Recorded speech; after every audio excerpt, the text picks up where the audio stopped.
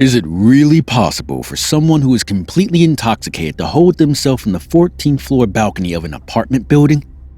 This is what Warriena Wright had done the night on August 8, 2014, when she decided to go out with an attractive young Gable Tostee, not knowing that it wouldn't turn into that sweet date that every girl has in mind, but instead it would lead to a horrific disaster.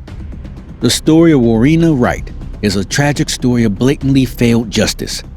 So let's look at how a murderer got away with murder despite compelling evidence against him. Warriena Wright was born in 1988 to a Filipino couple, Mary Zabeth and Warren, but when she turned 1, her family decided to move to New Zealand. Warriena was described as caring, loyal, and very entertaining by her family and friends. She was an amazing photographer and an animal lover, and was obsessed with spreading awareness for animal care. Warriena was adventurous and loved exploring new places, and soon enough, she got a chance to do just that. On July 29, 2014, Warriena flew to the Gold Coast, Australia, to attend a friend's wedding. After the wedding was over, Warriena decided to extend her trip for a further week and a half as she wasn't quite done exploring the Gold Coast.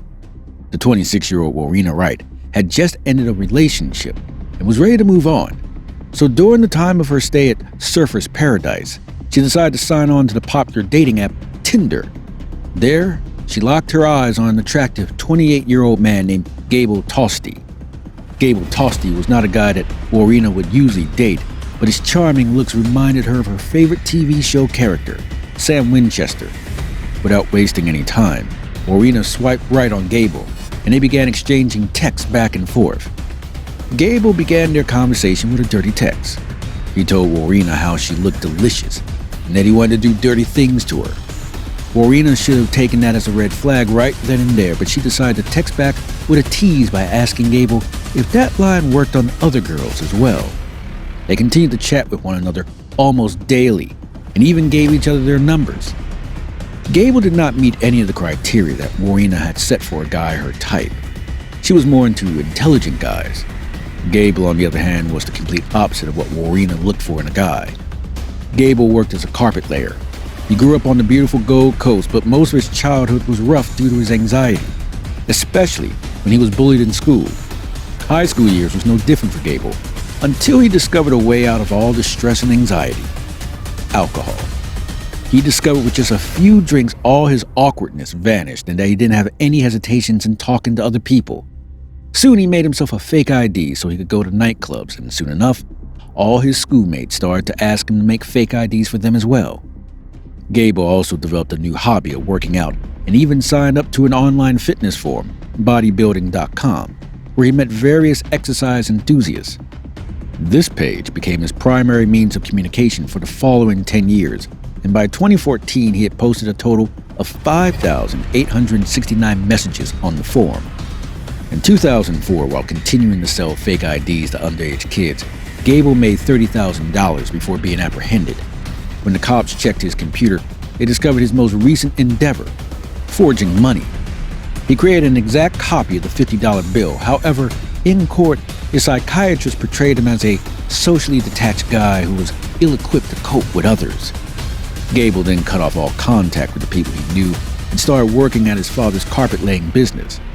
After a few years of living virtually, he decided to get back on track and start socializing again. But his way of socializing was quite different than most people. Gable loved partying, and even more than that, he enjoyed having beautiful women over for sex. He even purchased his apartment in the high-rise Avalon apartment block because it was close to all the clubs and bars where it was easier for him to bring women back home. Gable had slept with around 270 different women in the previous 3 years. This is not just an approximate figure. The numbers are accurate, as Gable kept a complete record of all the women he had an encounter with, and he had been sharing each of his stories on the forum.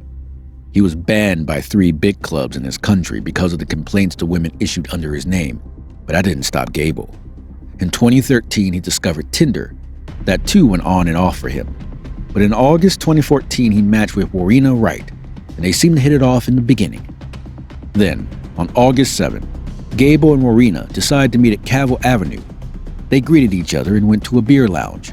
But after a short time, they left the place and went straight to a convenience store, where they bought beer and made their way to Gable's apartment. After chugging down the beer, Gable brought out the vodka he had kept in his kitchen, and they both started drinking and enjoying the night. During this time, Gable also started an audio recording on his phone that he titled Session 24. The whole audio recording was a total of 3 hours and 19 minutes. Warriena was a beer drinker, and the audio reveals her getting incredibly drunk. Their discussions quickly became drunkenly incomprehensible. Despite how drunk she was, Gable still gave her 2 more shots of moonshine vodka, and because Warriena was drunk, she couldn't understand what was happening.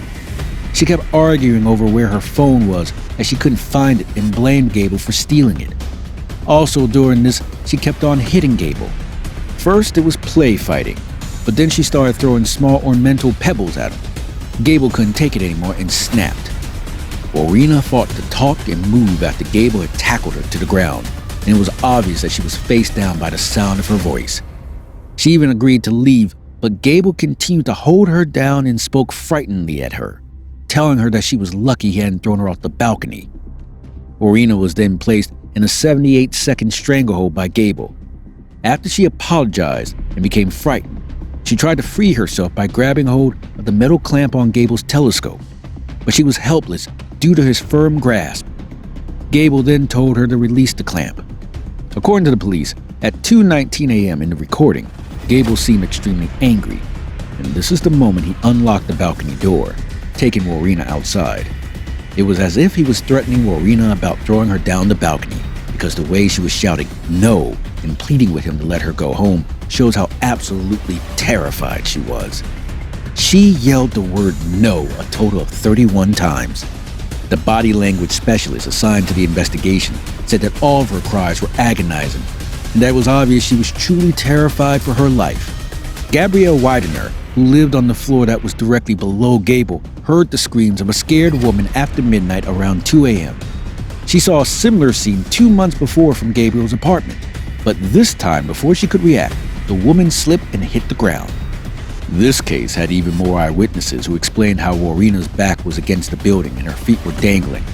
They said she kept on saying she wanted to go home while also pleading the word "no" repeatedly. They also explained how she wasn't gripped onto anything.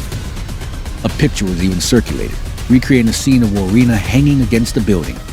But the picture was claimed to be incorrect by the eyewitnesses, because according to the picture, Warriena was dangling with her feet towards the building, whereas in reality, she was facing away from the building. Gable saw Warriena disappear from the balcony. He didn't call anyone for help, not even an ambulance. He didn't even look over the balcony, as he knew if he did, that would make him responsible for what had happened. He then immediately called his lawyer and left the apartment. He wandered the streets for a while, and then decided to go to a shop and order a slice of pizza. That's when he called his dad and explained everything to him, telling him how this wasn't his fault and he had no intention of doing any such thing. His father then came to pick him up and took him to their family house. Soon enough though, within hours, the death of Warriena Wright was everywhere in the news. Gable's name was on every reporter's tongue. They all looked into his past, his psychiatrist reports, and all of his social media accounts. According to public opinion, Gable was pronounced guilty because he didn't show any interest at the time when Warriena fell from his balcony. Instead, he just fled from the scene. During his trial, the defense argued that Gable was not a murderer, as his actions did not make him one. They claimed the audio proved that Gable was not with Warriena at the moment she fell from the balcony. The prosecutors, on the other hand, argued that Gable's threats forced Warriena to jump off the balcony as she had no other way out. Gable was found not guilty of killing Warriena Wright in October of 2016. Up to this point, the decision has drawn both applause and criticism.